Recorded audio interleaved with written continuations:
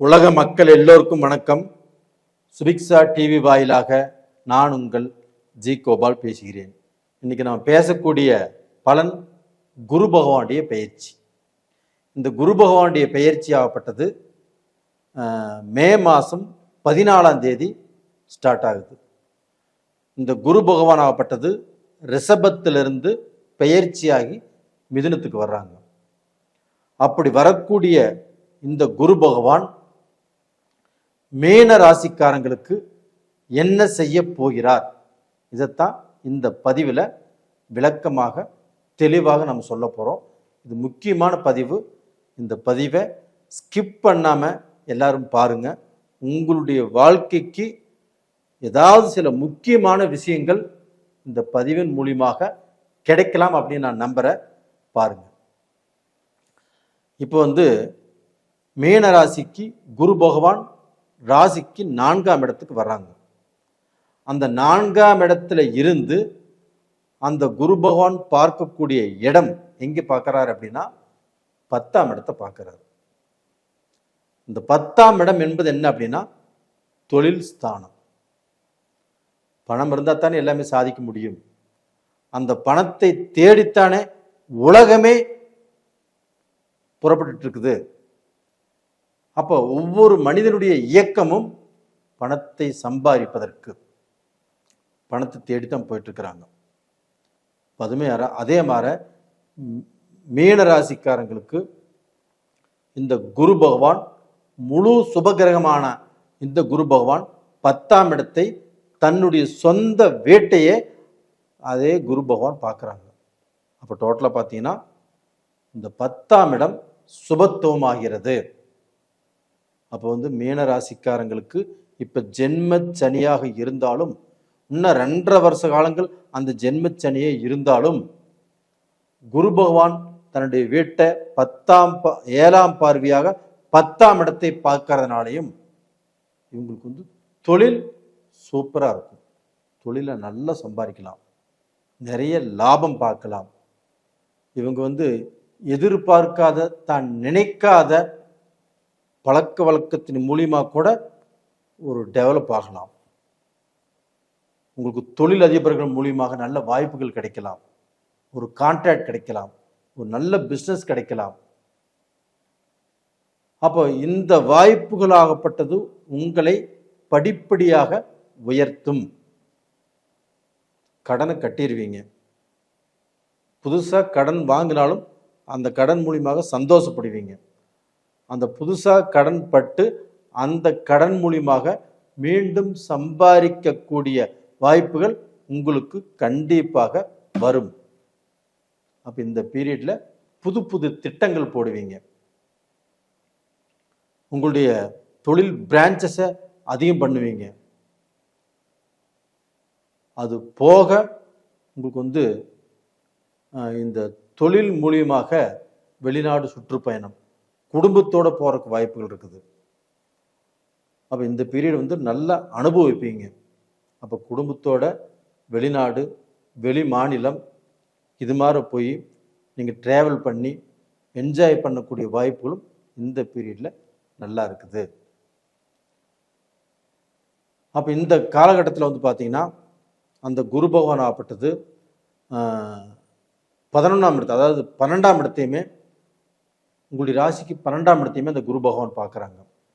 12ஆம் இடம் என்பது என்ன? அயன சயன போகஸ்தானம்.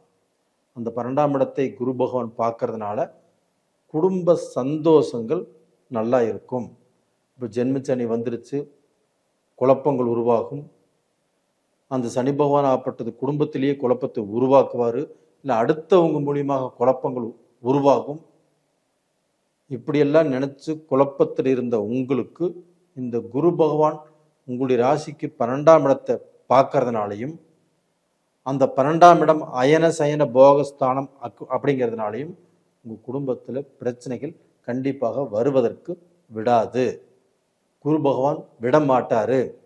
அப்போ அந்த குடும்பத்தில் சந்தோஷங்கள் கண்டிப்பாக கிடைக்கும். 12ஆம் இடத்துல ராகு இருக்கிறாரே, 12ஆம் இடத்துல ராகு இருந்தால் குடும்பத்தில் கண்டிப்பாக பிரச்சனைகள் வருமே. சுபகாரியம் பண்றதுக்கு விடாதே.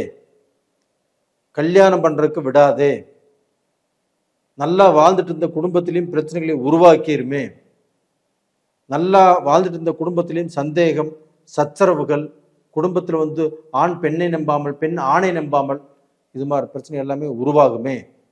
இதுக்கு என்ன சார் சொல்கிறீங்க, இதுக்கு என்ன சார் சொல்கிறீங்க அப்படிங்கிற கேள்வி எனக்கு புரியுது. ஆனால் 12ஆம் இடத்துல ராகு இருந்தாலும் அந்த ராகுவை குரு பகவான் 9ஆம் பார்வையாக அந்த ராகுவை பார்த்துடுறாங்க. அதனால் ராகு தோஷத்தை செய்ய இயலாதவர் ஆகிறார். அப்போ அந்த ராகுனால உங்களுக்கு வரக்கூடிய கெடு பலன்கள் கண்டிப்பாக நடக்காது. முழு சுபகிரகமான அந்த குரு பகவான் ஒரு பாவ கிரகத்தை பார்க்கும்போது சுபகிரகத்தின் வலிமைதான் மிஞ்சும். அப்போ உங்கள் குடும்பத்தில் எல்லாமே நல்லது தான் நடக்கும். ஒன்றும் கவலையே பட வேண்டாம், தைரியமாக இருங்க. அது போக உங்களுடைய குடும்பத்தில் கணவன் மனைவி மேல் அக்கறையும், மனைவி கணவன் மேல் அக்கறையும் இந்த பீரியடில் எடுத்துக்கணும். ஏன்னா 2 பேர்த்துக்கும் உடலாதிபதி பாதிக்கக்கூடிய அளவுக்கு வாய்ப்புகள் இருக்குது. கணவனாக இருந்தாலும் சரி, ஒரு ஆப்ரேஷன் பண்ணக்கூடிய வாய்ப்புகள் உருவாகும். ஒரு பெட்டில் போய் 2 நாள் இருக்கக்கூடிய வாய்ப்புகள் உருவாகும். ஒரு பயம் வரும், மரண பயமே வரலாம். அந்த பயம் எல்லாமே வந்து இப்போ தீரும். அந்த மாதிரி டைம் தான். மனைவிக்கு அதே மாதிரி தான். ஏதாவது வைத்தியம் பார்க்கக்கூடிய சூழ்நிலைகள் இந்த பீரியடில் வரும். ஆனால் வந்தாலும் பயப்படுறதுக்கு எதுவுமே இல்லை. ஹாஸ்பிட்டலுக்கு போய் வைத்தியம் பார்த்துட்டு மறுபடியும் திரும்பி நல்லபடியாக வீட்டுக்கு வந்துடுவீங்க. இது மாதிரி நடக்கிறதுக்கு வாய்ப்புகள் இருக்குது. அதே சமயத்தில் உங்களுடைய சொந்த பந்தத்துக்கிட்டையுமே நீங்கள் கொஞ்சம் ஜாக்கிரதையாக இருந்துக்கிறது நல்ல விஷயம். ஜென்மச்சனி நடக்குது இல்லைங்களா? அப்போ சொந்த பந்தத்தினால, உங்களுடைய உறவுக்காரங்கிறதுனால சில பிரச்சனைகளும் சில குழப்பங்களும் உங்கள் குடும்பத்துக்கு வரலாம். மனைவி இருக்கிறாங்க, உங்களுடைய சொந்த பந்தத்தினாலேயே உங்களுடைய குடும்பத்துக்கு பிரச்சனை வரலாம். கணவன் இருக்கிறாங்க, கணவனுடைய சொந்த பந்தத்தினாலேயே கணவருடைய குடும்பத்துக்கு பிரச்சனை வரலாம். அதனால் 2 பேரும் அடுத்து உங்களுடைய பேச்சை நம்பாதீங்க. அப்படி கேட்டாலும் வீட்டுக்கு வெளியவே அதை விட்டுட்டு வீட்டுக்குள்ளே போயிடுறீங்க. இது மாதிரி இருந்தால் உங்களுடைய வாழ்க்கை வளமாகும். அடுத்தவங்களுக்கு இடம் கொடுத்துட்டீங்க வச்சுக்கோங்களேன், உங்கள் குடும்பம் பிரியருக்கு ரொம்ப நேரம் ஆகாது. அப்போ அந்த சங்கடம், சலிப்பு, குழப்பம் எல்லாமே வெளியிலேருந்து நீங்கள் வீட்டுக்குள்ளே கொண்டு வர்றது தான். அப்போ அது வேணுமா வேண்டாமான்னு சொல்லி நீங்கள் முடிவு பண்ணிக்கோங்க. அதுபோக யாரு கூடையுமே இப்போ சங்கடம், சலிப்பை வளர்த்துக்க வேண்டாம். சமாதானமாக போகிறதுக்கு பாருங்கள். எல்லாத்துக்கிட்டையுமே வெள்ளைக்கொடி காட்டுறதுக்கு பாருங்கள். யாருக்கிட்டையுமே முகம் சுளிக்க வேண்டாம். அதே சமயத்தில் நான் ஆளை வச்சு நான் பார்த்துக்கிறேன், அவன் அப்படியா, அவன் என்ன பண்ணுறன்னு பாரு, அப்படி வந்து சவால் போட்டு நீங்கள் எதையுமே இப்போ பேச வேண்டாம்.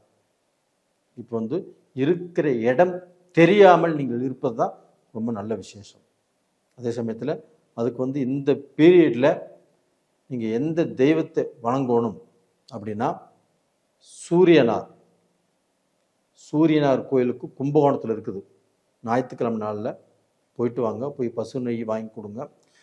மஞ்சள் குங்குமம் 100 கிராம், திருநீர் 100 கிராம் வாங்கி கொடுத்து கோயிலில் வச்சு முறை பிரகாரம் சாமி கும்பிட்டு வாங்கிட்டு வந்துடுங்க. இப்படி செய்வது உங்கள் குடும்பத்தில் பிரச்சனைகள் வராமல் இருப்பதற்கு, நீங்கள் சந்தோஷமாக இருப்பதற்கு, அடுத்தவங்களால பிரச்சனைகள் வராமல் இருப்பதற்கு இது ரொம்ப ரொம்ப முக்கியமான பரிகாரம். மிக முக்கியமாக நீங்கள் இந்த கோயிலுக்கு போயிட்டு வர்றது ரொம்ப ரொம்ப அவசியம்.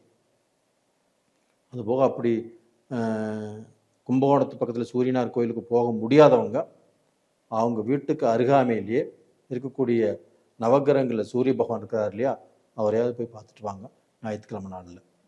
நேயர்களே, இந்த பதிவு பிடிச்சிருக்குன்னு நினைக்கிறேன். பிடிச்சிருந்தா லைக் பண்ணுங்கள், சப்ஸ்கிரைப் பண்ணுங்கள். உங்களுக்கு தெரிஞ்சவங்களுக்கும் சொந்த பந்தங்களுக்கும் இந்த பதிவை அனுப்பிச்சு வைங்க. உங்களிடமிருந்து விடைபெறுவது உங்களின் ஜி கோபால். நன்றி, வணக்கம்.